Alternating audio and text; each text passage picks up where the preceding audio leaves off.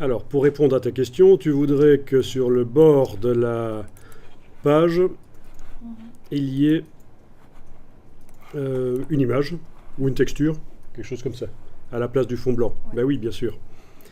Donc, il y a plein de manières de le faire, mais la manière la plus intéressante, c'est de scinder les choses. C'est-à-dire, je vais dans la palette des calques et je crée un nouveau calque qui s'appelle calque 2. Donc, j'ai cliqué sur le bloc de feuilles, j'ai obtenu calque 2. Je double-clique sur lui, je peux l'appeler fond. Voilà. Et je le dépose en dessous du calque 1. Je le déplace pour qu'il soit en dessous. Donc forcément, tout ce que je mets sur le calque fond sera en dessous de ce qui se trouve sur le calque 1. Il n'y aura plus besoin de jouer avec objet, disposition, premier plan, arrière-plan, parce que euh, ça, les objets, disposition, premier plan, arrière-plan, c'est quand on joue sur des objets à l'intérieur d'un calque. Mhm. Ici, il est forcément en dessous. Bon, à partir de là, je peux mettre un fond. Si le fond doit se retrouver sur toutes les pages et pas seulement sur celle-là, j'ai intérêt à le mettre dans le gabarit. Donc, dans la palette page,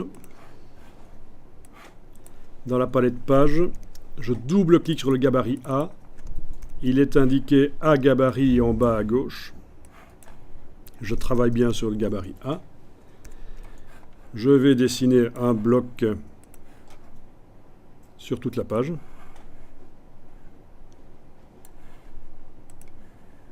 Voilà.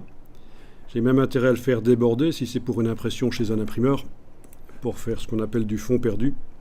Donc il ne faut pas hésiter à faire déborder le bloc en dehors des limites de la page. Je suis en affichage normal, c'est pour ça que je vois ce qui se passe en dehors de la page. Si je suis en aperçu, ça va être plus difficile. Voilà, je suis en train de travailler sur le gabarit et dans ce bloc, je vais aller importer une image. Fichier importé par exemple, et je vais aller importer une image. Ça pourrait être une image d'une texture ou quoi que ce soit.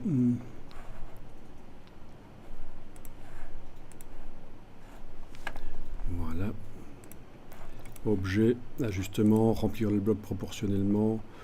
Ouais. Donc c'est pas l'idéal, mais non, il aurait fallu une autre. Importer. En ayant l'option remplacer l'élément sélectionné, ça va forcément me permettre d'aller chercher autre chose. Il faudrait que j'aille chercher une texture, ce serait mieux.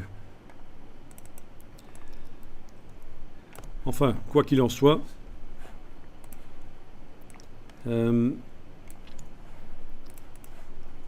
sur la page maintenant, j'ai l'arrière-plan. Sur toutes les pages du document, j'aurai l'arrière-plan à l'arrière. Allez, allons chercher une texture parce que ces images-là, ça ne va pas.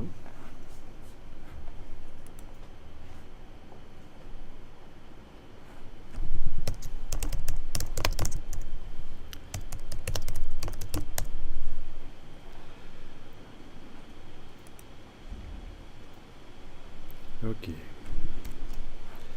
J'ai pas précisé ce que je voulais, mais bon. Moi, si je le bord l'arrière-plan, il y a plutôt.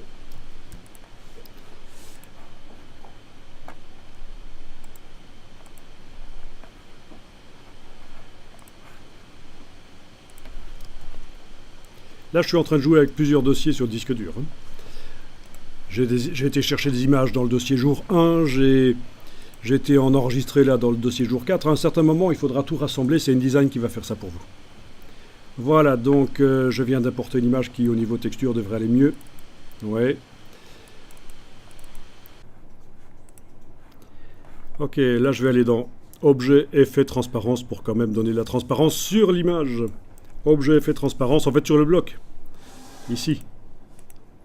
Avec la case aperçue. Voilà, Jafadi. Objet, Effet, Transparence quand je suis sur... avec mon objet sélectionné là dans le gabarit.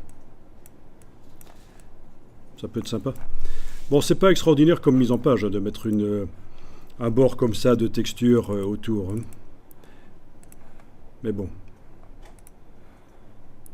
Oui, pour des brochures, pour un peu touristique, ça peut passer. en travaillant un peu plus la mise en page, mais je veux dire, ce genre de style, des textures à l'arrière-plan comme ça, c'est pas très sérieux, quoi.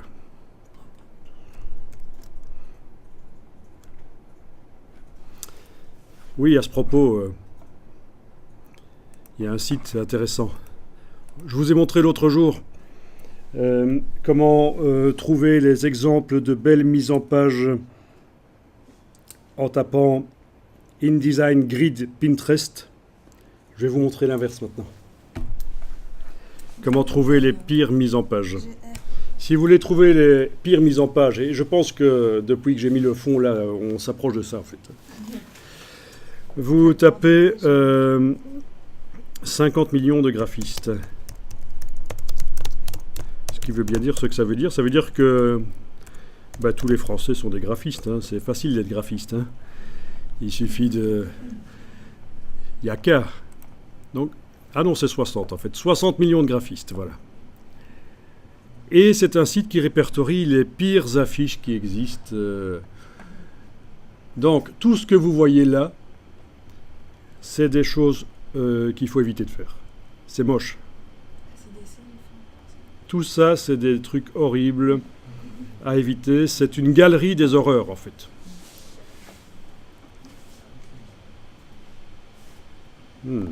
Amusant. Donc voilà, on est à l'opposé de ce que je vous ai montré l'autre jour. Voilà le genre de choses. C'est typiquement les affiches qu'on fait dans les écoles ou dans les kermesses au boudin.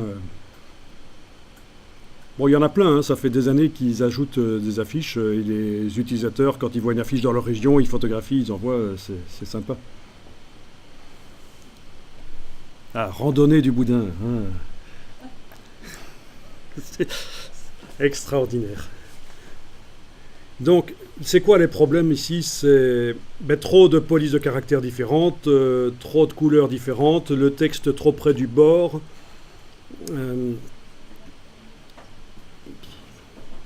Voilà, ça part dans tous les sens en fait. Si on veut résumer, c'est que ça part dans tous les sens, il n'y a pas de structure.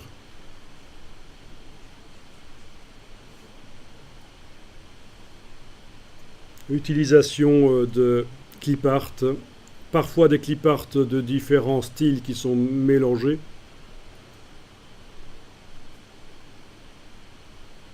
Beaucoup de couleurs. Pas de classe. Mais en même temps, je suis certain, si un graphiste faisait une affiche correcte, le responsable de la kermesse au boudin dirait qu'il y a une sacoué qui est une vanin. Qu'il faut faire autrement. Et il sortirait... l'affiche de l'année précédente pour dire comment il faut faire. Donc voilà. Non, ça c'est intéressant vraiment. Ça permet de se rendre compte de ce qu'il ne faut pas faire. Donc je suis sûr que ce soir, il y en a qui vont revoir leur affiche de réveillon. Non, je rigole. Ok, donc 60 millions de graphistes, c'est intéressant. D'aller voir ça. Voilà.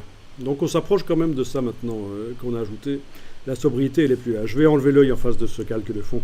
De temps en temps, quand je veux pleurer, je remettrai l'œil en face du calque pour pleurer un peu et puis voilà. Sobriété avant tout.